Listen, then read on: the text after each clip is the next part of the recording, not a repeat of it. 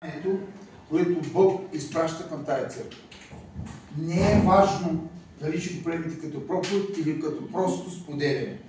Важно е да разберем посланието, което Бог иска и ни изпраща. И аз вярвам, че това послание Бог го изпраща с определена цел. Истината е тая, че църквата имаме много нужди. Нали така? Виждате в молитвените събирания какво става. Те молим се за много нужди, имаме нужда от много чудеса и знамения. И Бог днес ни изпраща слово в тая насока. И аз искам да разберем всеки основата и посланието, което Бог изпраща днес към църквата си. За целта съм взел един цитат от Библията, една случка от Библията, която всички познаваме. Умишлено избрах тая случка, за да може всички да можем да влезем и да чуем това, което искам да ви кажа. Това се намира в Марка 10 глава. Като дойде бебе, той ще изкара сега в момента текста тук. През цялото време ще гледаме Марка 10 глава. Ще започнем от 46 стих. Марка 10, 46. Така.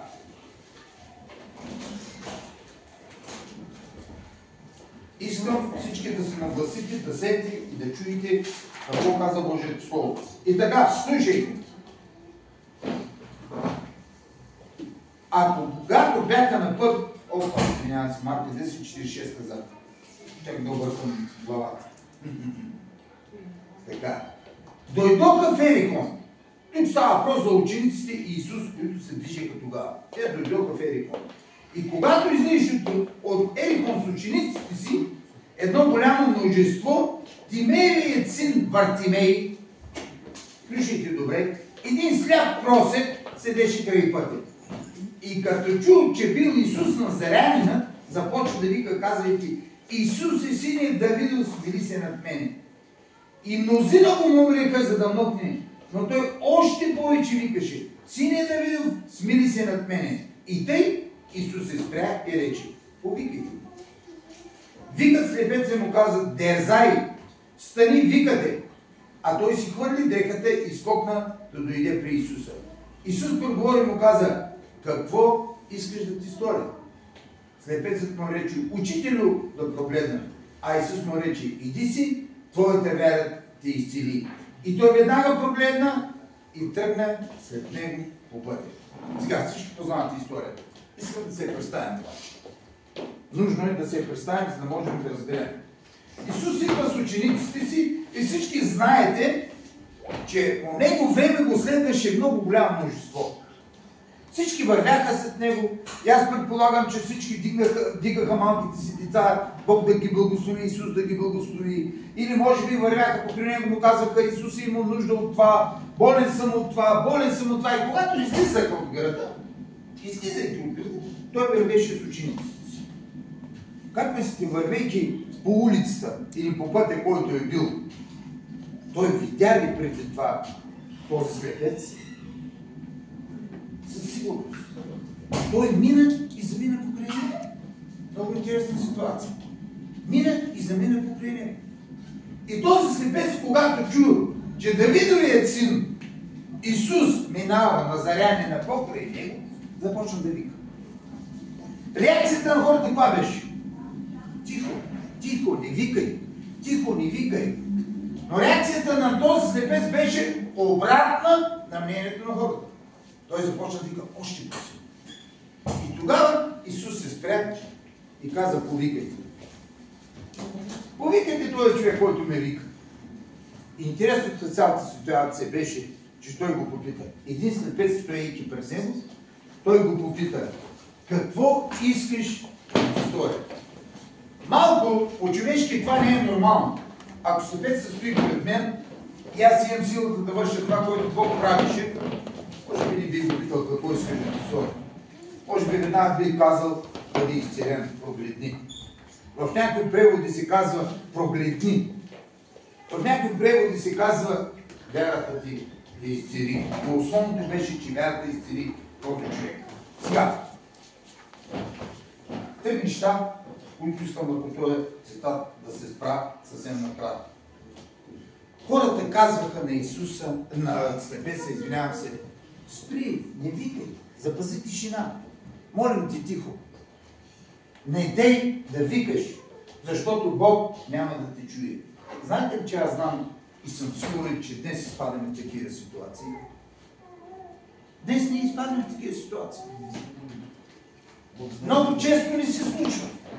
За съжаление, като вярващи, не сме разбрали нещо важно. Вижте, Бог мина покрай слепеца, но не отиди при него. Нека да ви кажа нещо много важно. Бог е днес тук. И Той чака да го извикаш. Той не е дошъл да дойде при теб. Той е тук, за да е при всички. И чака някой от нас да му каже: Господи, ела! Смили се над мен, оправи ситуацията в моя живот, оправи живота ми или стори това, което има нужда. И Той е тук между нас, защото Библията казва, че там, където стъпят краката ни, ние носим с нас трето лице на Господа Святия Дух. Нашият кабел. Аз така наричам Святия Дух. Нашият кабел с Господ Исус Христос, който е отдясно на Отца. Исус няма да дойде при теб и да ти каже: кажи ми, синко, какво или веще, какво искаш, ако ти не го потърсиш. Ако ти не го потърсиш. В момента, в който кажеш: Исусе, Господи, Той е готов веднага да се спре до теб. Както се спря при този човек, който викаше и каза: доведете го. Думите му бяха: доведете го, защото той беше слепец, той не може да се движи. Сега, какво беше състоянието обаче на този човек? Спомните ли си случката в Капернаум, банята? Там имаше един човек, който години лежеше. Имаше постелка, каза Божието Слово. И казва, че щом толкова години той седеше там, той човек беше се нагодил. Спомните ли си? Говорили сме в тая насока. Имаше си постелка, може да му носеха храна, със сигурност, защото толкова години не може да издържи. Този слепец днес може би имаше някакво столче, на което да седне. По-нататък Библията не казва, че той имаше дреха. Дреха, по-нататък ще стигнем до там. И най-вероятно имаше и чашка пред себе си, в която хората като минаваха, пускаха някакви пари, за да скупи хляб. Той беше вече свикнал с живота си. Той имаше удобствата на неговия живот. Животът на слепец. Днес ние имаме удобства. Боли ме това. Имам нужда от това. Обаче понякога се нагласяме, нали? Така ще бъде. Аз днес чувам много хора, които казват: годините. Така ще бъде. Имам проблем вкъщи. Такава е Божията воля. Искам да те питам: повикал ли си Исус да дойде да те реши проблема? Повикал ли си го? Ако си го повикал ли Бог, казва ли ти не, няма да те реша проблема?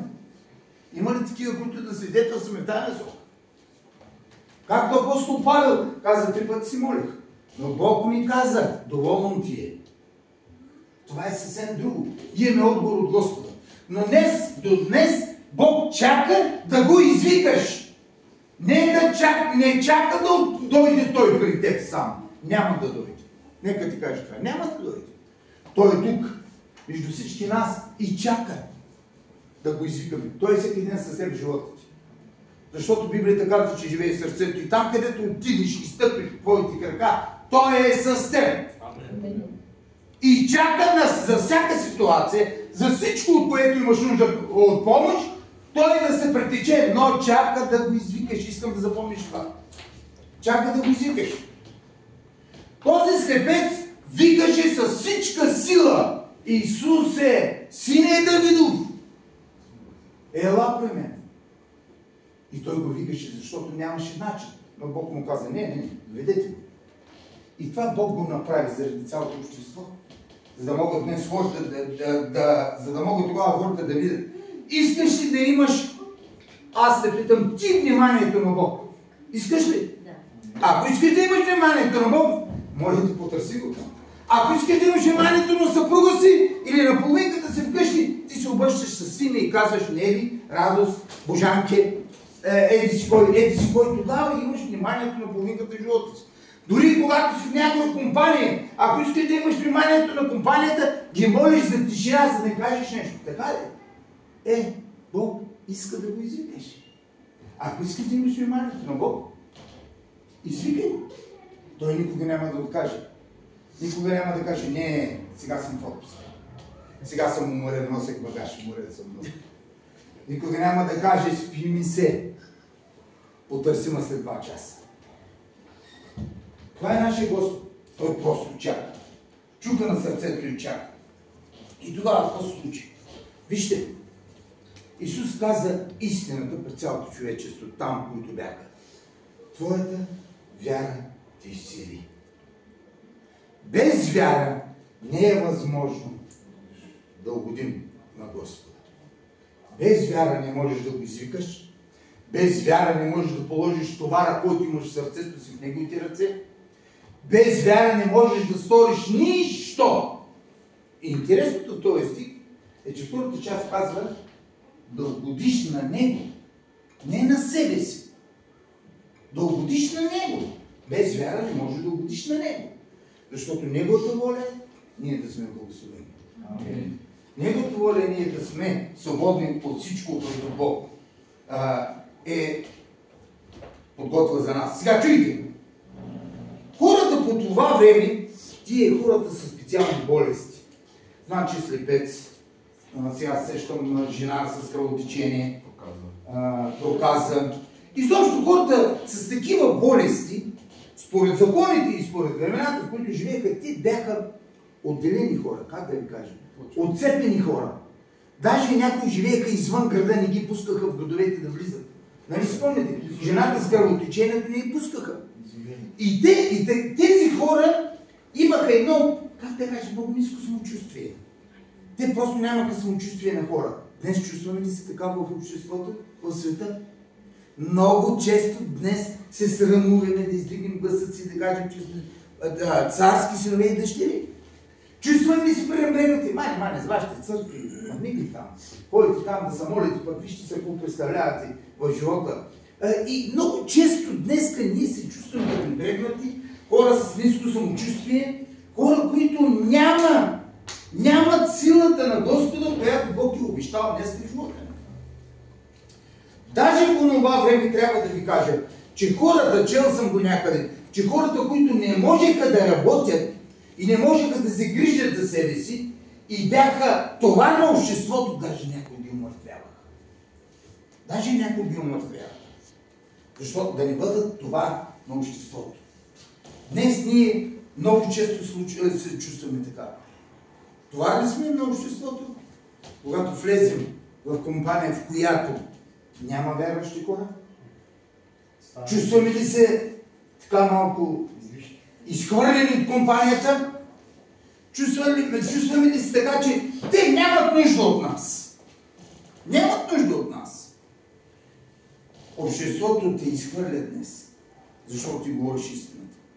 Ако говориш тази истина, ти ще бъдеш изхвърлен.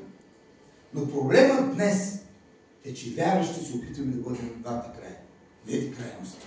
С единия крак тук, с единия крак тук. Ма колко ще издържим, докато направим шпагат? Оттам нататък не можем повече да издържим. И Библията казва, че не можем да служим на двама господари. Сега, чувствайки се вече отхвърлен, самотен от обществото, знаете ли какво се случва? Започваме да се нагаждаме. Ние самите почваме да се нагаждаме. С тях съм такъв, тук съм такъв.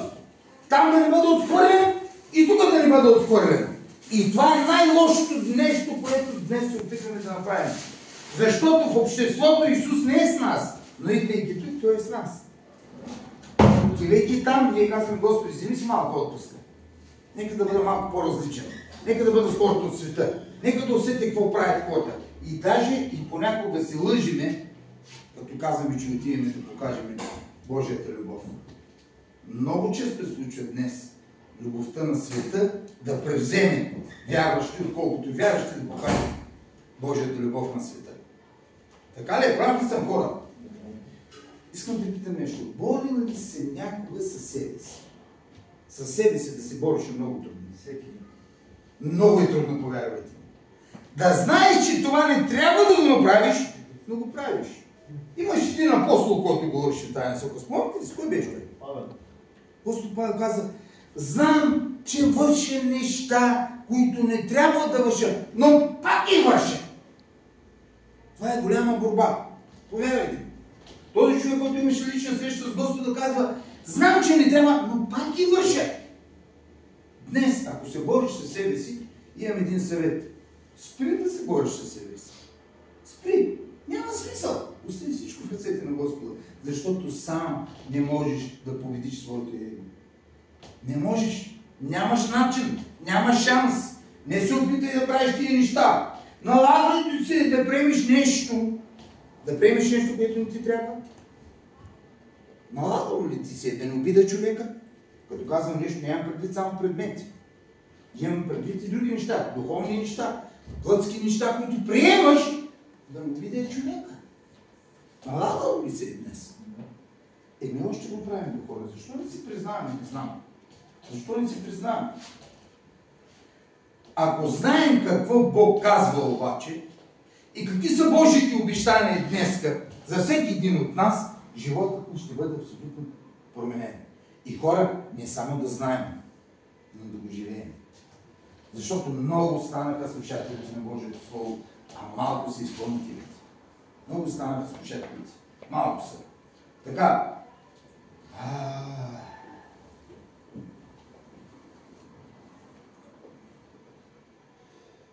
Добре. Нека да ви дам няколко примери. За да ме разберете основно от посланието, ми казах. Ще оставя това на страни, какво съм си записал. Исус отиде при Лазар след като му казаха. Спомняте ли си?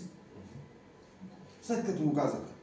Исус не отиде при жената с кръвотечение. Тя отиде при него. Исус не отиде при слепеца.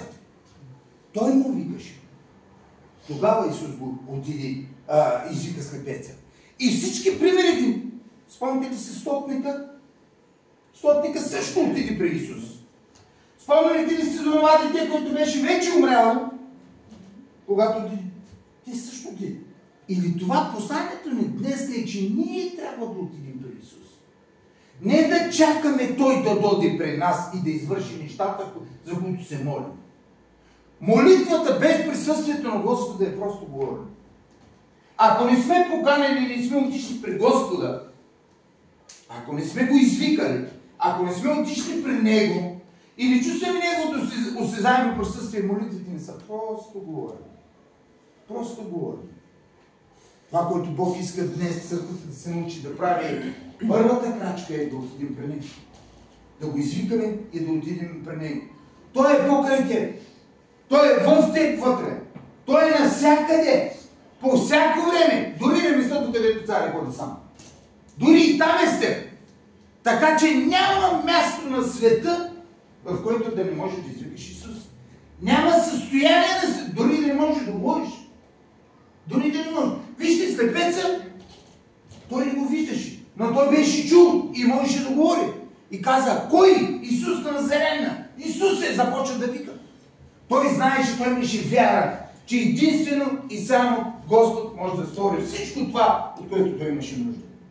Колко днес проблеми има? Колко днес нужди имаме? Къде е вярата ни? Да разберем, да осъзнаем, да оставим всичко в Неговите ръце. И как да го оставим? Извикай го и му кажи. Това е с Исус. Извикай го, нека дойде в живота ти и му кажи проблемите си. Сега, има Божие време в живота, знаете ли? Разберете ли ми какво ви казвам? Има време, в което Бог отговаря на нуждата, има време, в което Бог решава да направи нещо в твоя живот и това се нарича Божие време. Много често днес ние казваме, Господи, изцели го сега. Господи, благослови ме сега. Но има Божие време в живота. И ние трябва да разберем, че думите на Исус Христос, Бог каза така, това слово, небето и земята ще преминат. Но словото на Господа няма да премине. То просто ще стане. И ако има обещание в Божието слово за мен и аз ги приемам с вяра, че са за мен, това означава, че Бог ще реши моят проблем, ще отвори на нужди, но в Неговото време. По Неговия начин, както Той реши. Така Бог ще отговори на нашите нужди. Търси това време постоянно. Търси го постоянно. Някой от вас да знае кога Бог ще му отговори на нуждата, за която се моли. Трябва да го търсим постоянно. Този слепец търсеше постоянно. Той викаше, докато Исус каза, дойдете. Той търсеше постоянно. И ако търсим това време постоянно и искаме постоянно, Бог е винаги верен да отговори на всяка наша нужда. Сега, днес Бог пита, какво искаш? Това пита днес Бог, какво искаш? Аз ти казвам, говори. Просто говори. Кажи на Бог това, което искаш. Не дей да си мислиш, че ако се молиш 5 минути, Господи, моля да изцелиш моя брат или моята сестра или моето дете или така и така говориш на Господа. Не. Не дей. Говори с Господа постоянно. Кажи му това, което те притеснява. Кажи му това, което грабва мира. Кажи му всичко, което искаш да му кажеш. Кажи му всичко. Говори на Господа. Това иска Бог от нас, да му говорим. Днес нямаме смелост, хора. Нямаме смелост. Затова и не дигаме шум за Господа. Псалмите ни казват, че трябва да правим весел шум за Господа. 150 псалом. И много си мислим, че този весел шум само трябва да бъде с тимпана. Не. Веселият шум за Господа означава да ходиш и говориш за Господа. Да правиш неща за Господа. Бог иска да говорим, разберете, да говорим за Него. Не да говорим за други неща, да говорим за Него. Не се нагаждай според ситуацията в живота ти. Не се нагаждай. Не се чувствай вече удобно в тази ситуация. Не дей да си мислиш, не дей да се нагаждаш. Ще взема, да ви кажа днеска, много се нагаждаме в ситуациите в живота си. И се крием за тая фраза, това е било Божията воля. Бог каза ли ти, че това е Неговата воля? Обаче, нагаждаме се. Толкова време се моля за това, то не се случва. Значи това е Божията воля. Не, приятели. Докато не си чул от Господа, че Бог иска така да бъдеш, моля те, не се нагаждай. Човек, който не се нагажда в ситуация, някога в живото било ли ви неудобно? Постоянно събърчим, постоянно местим, вземам друга възглавница, махам тази възглавница, махам чершафа, че ми горещо, махам това. Нагаждаш ли се? Търсиш, правиш неща да ти е удобно. Не се нагаждай в ситуацията, в която си. Защото ако Бог не ти е казал, че това ще бъде твой живот, това ще бъде твоята ситуация, не дей да се нагаждаш. Нагаждането е наше човешко мислене. Наше човешко мислене. Ще се набуда, ръката се ма боли, ама има и много хубави хапчета, да ги взема и спира да ма боли. И готово, решихме проблема. Или нещо друго от този род, просто давам пример. Стани и излез. Библията казва днес е деня. Стани в ситуацията от живота си, излез от него. Излез от него. Остани стария си живот. Библията казва днес е деня да вземеш правилното решение и да направиш преобръщане на живота си. Защото Бог иска да бъдем в неговата ситуация, не в нашата, да се нагаждаме. Бог иска да бъдем в неговия живот. Исус заповяда да доведат слепеца при него и следващия стих казва, чуйте сега. Дай следващия стих, ако обичаш. И той си хвърли дрехата, изкопна и дойде при Исуса. Знаете ли какво означава това? Днес трябва да си хвърлим дрехите. Тоест нещо, с което сме се нагодили. Слепеца се нагоди, някой му подари дрехът. Той беше добре, чувстваше се добре. Всъщност той изхвърли старото си естество. Изхвърли дрехата си и каза, край. Аз хвърлям всичко това, защото отивам пред Господ. И той ще реши моя проблем. Днес трябва да изхвърлим старите си дрехи, старият си живот, старият си начин на мислене. Старият си начин на държание. Не искам да отварям тази тема, защото тя е много такава тема широка. Старият си начин на държание не само в църквата, но и в обществото. Още имаме нужда да се променим тук в църквата, камо ли в обществото. Слепецът изхвърли дехата, стана, скокна, отиде и каза. Тогава Исус го попита. Знаеш ли, хвърлиш ли си стария живот, промениш ли си стария живот, излезеш ли от ситуацията, в която живееш и се нагодил вече. Исус ще те пита какво искаш. Тогава ще те попита какво искаш. Не може да отидеш със старото нагаждане пред него и да му кажеш дай ми. Не може. Със старото не може да отидеш. Трябва да отидеш съвсем чист пред него и да кажеш какво искаш да направи заради тебе. Тогава ще чуеш думи от Господа. И казвайки му всичко това, слепецът му рече. Искам да прогледам. Искам да видя. Днес знаете ли колко много неща ни говорим на Господа?